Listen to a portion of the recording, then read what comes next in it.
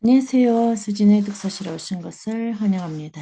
자, 오늘 평화를 사랑하는 세계인으로 문선명 중재자 사전의 157페이지 중요한 것은 진실한 마음입니다. 라는 제목으로부터 읽어보도록 하겠습니다. 석 달 만에 나는 무죄로 석방되어 세상에 나왔습니다. 그리고 내가 하나님의 사랑과 생명에 비친 자임을 다시 한번 깨달았습니다. 그 빛을 갚기 위해 처음부터 다시 시작할 괴해터를 찾아 나섰습니다. 하지만 하나님 우리 괴해를 쥐어주십시오라고 기도하지 않았습니다. 작고 보잘것없는 괴해를 불편해하거나 부끄러워한 적도 없습니다. 기도할 자리가 있으면 그걸로 감사할 뿐 넓고 편안한 자리는 바라지도 않았습니다.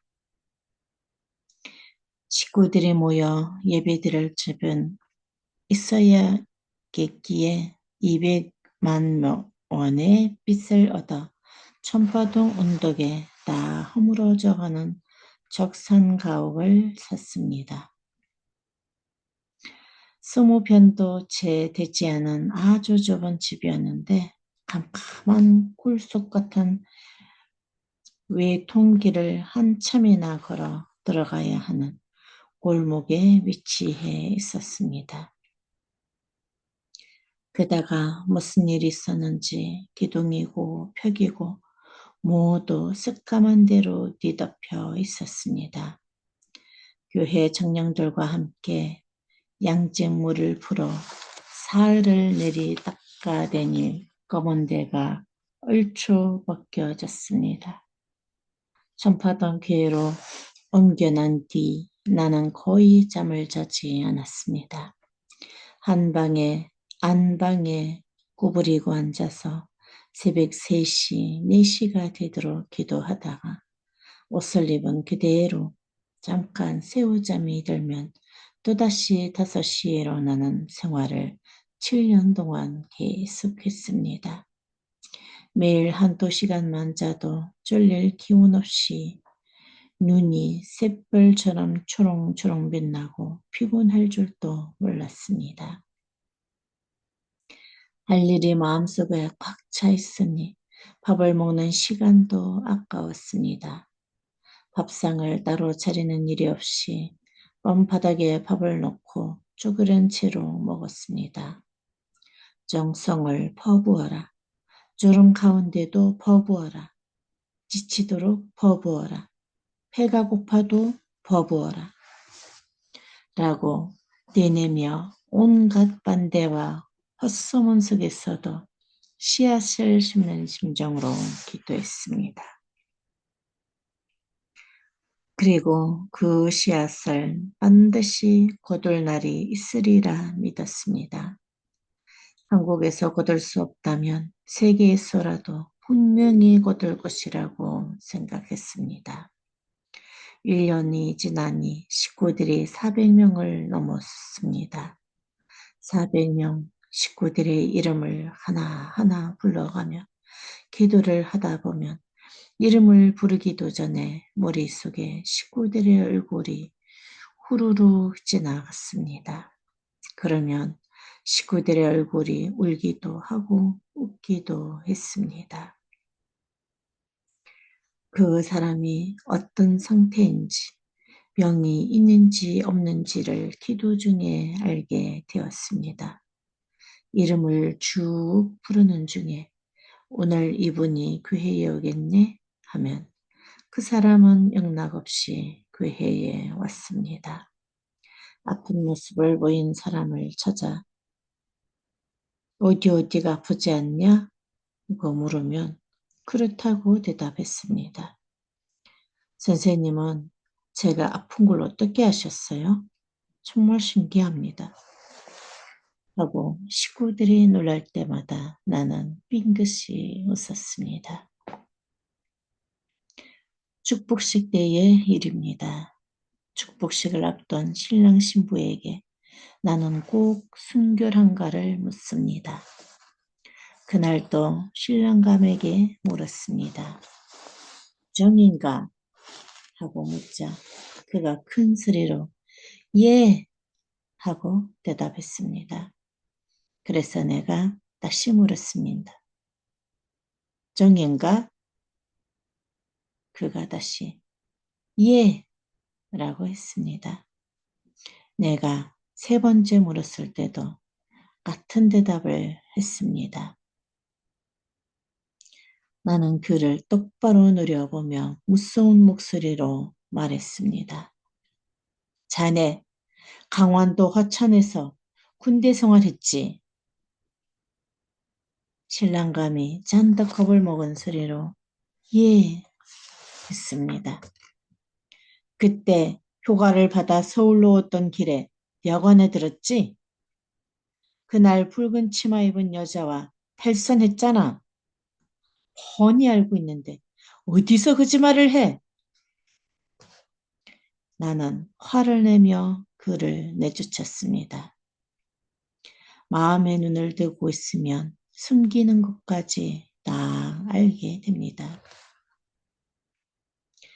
사람들 중에는 하나님의 말씀보다 그 신통령에 끌려 교회에 나오는 이들도 있었습니다.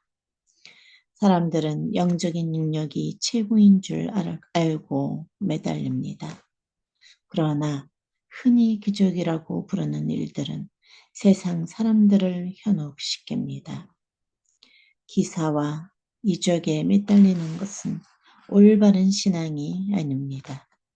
모든 죄는 반드시 숙제를 통해 복귀해야 하는 것입니다. 영적 능력에 기대서는 절대 안 됩니다. 교회가 자리를 잡아가면서 나는 더 이상 교인들에게 내 마음의 눈으로 본 것에 대해 이야기하지 않았습니다. 식구가 점점 늘어났지만 나는 수십 명이든 수백 명이든 한 사람을 대하듯 했습니다. 어떤 할머니든 어떤 청년이든 그 한 사람만을 상대하듯 정성을 다해 이야기를 들었습니다.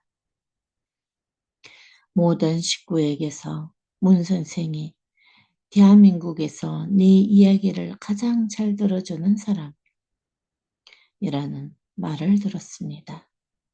할머니들은 자기가 어떻게 시집을 가게 되었는지부터 영감이 어디가 아프다는 것까지 시시콜콜 이야기를 털어놓았습니다. 나는 남의 이야기를 들어주는 것을 정말로 좋아합니다.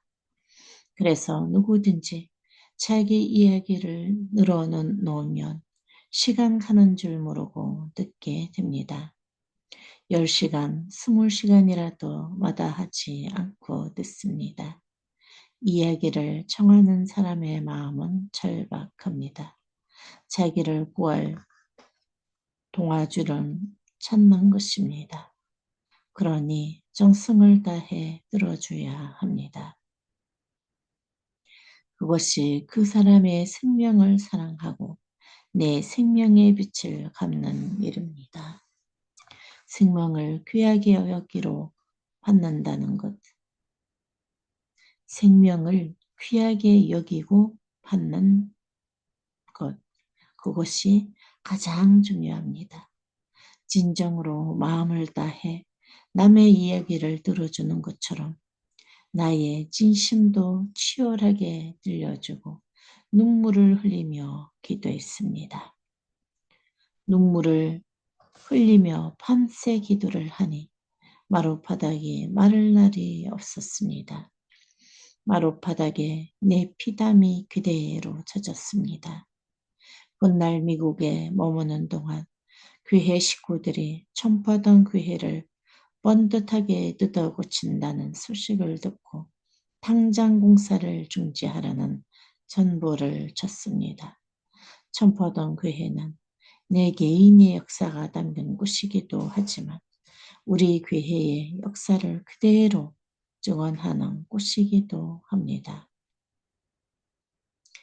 새 아무리 멋있게 뜯어고 고친들 역사가 사라지면 무슨 소용이 있겠습니까? 중요한 것은 번듯한 굴이 아니라 그 속에 깃든 뜻입니다. 부족하면 부족한 대로 거기에 전통이 있고 빛이 있으면 가치가 있는 것입니다. 전통을 존중할 줄 모르는 민족은 망하고 맙니다. 천파동 교회의 기둥에는 언제 무슨 일 때문에 그 기둥을 붙잡고 눈물을 흘리는가 의 역사가 그대로 새겨져 있습니다. 붙잡고 눈물 흘리던 기둥을 보면 통곡이 나오고 비뚤어진 문짝을 봐도 옛 생각이 납니다. 그런데 지금은 옛날 마룻바닥이 다 없어졌습니다. 밤새 엎드려 기도하며 피눈물을 흘리던 마룻바닥이 없어졌으니 그 눈물 자국 역시 사라졌습니다. 내게 필요한 것은 그런 아픔의 추억입니다. 모양이나 외관은 낡아도 상관없습니다. 세월이 지나 우리에게도 잘 지어진 교회들이 많이 생겼지만 나는 그런 것보다는 천파동 언덕 위에 비좁고 낡은 집을 찾아가 기도하는 것이 더 편합니다. 평생을 기도와 설교로 살아왔지만 지금도 사람들 앞에 설 때는 두려움을 느낍니다. 남의 앞에서 공적인 얘기를 한다는 것은 수많은 생명을 살리기도 하고 죽이기도 하는 일이기 때문입니다. 내 말을 듣는 사람을 생명의 길로 이끌어야 한다는 것은 정말 중대한 문제입니다. 생사의 갈림길에 확실한 금을 끊는 결판이자 단판입니다. 나는 아직도 설교 내용을 미리 정하지 않습니다.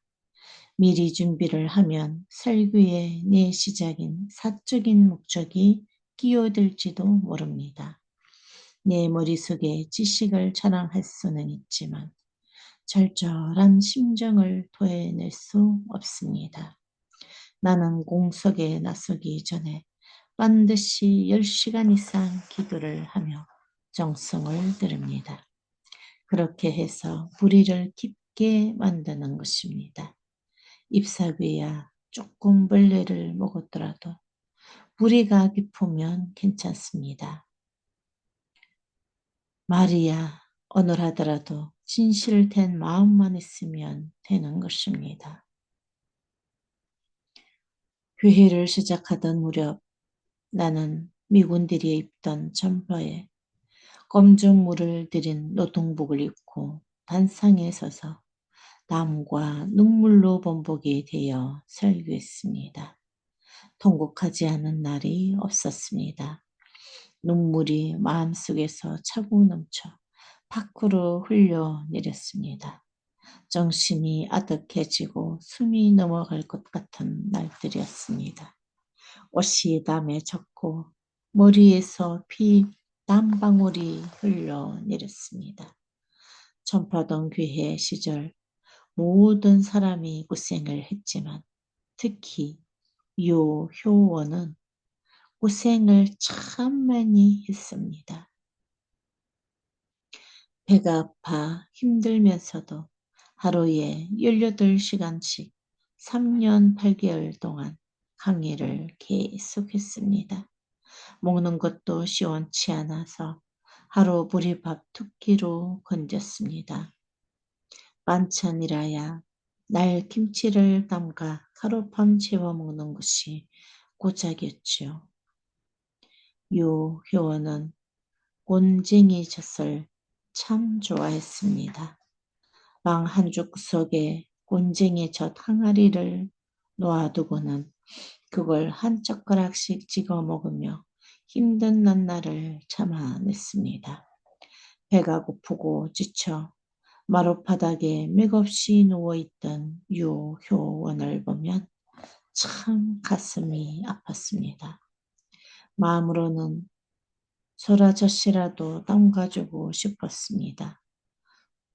복부수처럼 쏟아내는 내 이야기를 아픈 몸으로 잘 정리해 받아 썼던 그를 생각하면 지금도 마음이 저립니다. 많은 식구들의 희생에 힘입어 괴해는 부쩍부쩍 자랐습니다. 중고등학생으로 구성된 성화학생회는 어머니가 사주신 도시락을 가져다가 전도사들을 먹였습니다. 학생들이 스스로 번호를 정해 번갈아가며 도시락을 가져다 주었습니다. 학생 밥을 먹어야 하는 전도사들은 그 학생이 끼니를 거르고 배가 고플 것을 생각하면서 밥을 입에 물고는 눈물을 쏟기 일쑤였습니다. 밥부터 정승이 갸락해 모두들 우리는 죽더라도 뜻을 이루자는 철벽한 심정으로 버텼습니다. 그렇게 힘들어도 전국 곳곳으로 전도를 나갔습니다. 흉측한 소문이 워낙 많아서 어디 가서 통일교라는 말도 제대로 꺼내지 못해서 서러웠지만 동네 청소도 해주고 일순 없는 집에 식모살이도 하면서 밤이면 야학을 열어 글을 가르치고 말씀을 전했습니다. 마음이 통할 때까지 몇 달이고 그렇게 봉사하면서 우리 교회는 점점 커나갔습니다. 그 시절 그렇게도 대학에 가고 싶었지만 나와 함께하기 위해 대학 진학을 포기해가며 교회에 헌신해던 초창기 식구들을 지금도 잊지 못합니다. 네, 여기까지 읽도록 하겠습니다. 오늘도 좋은 하루 되세요.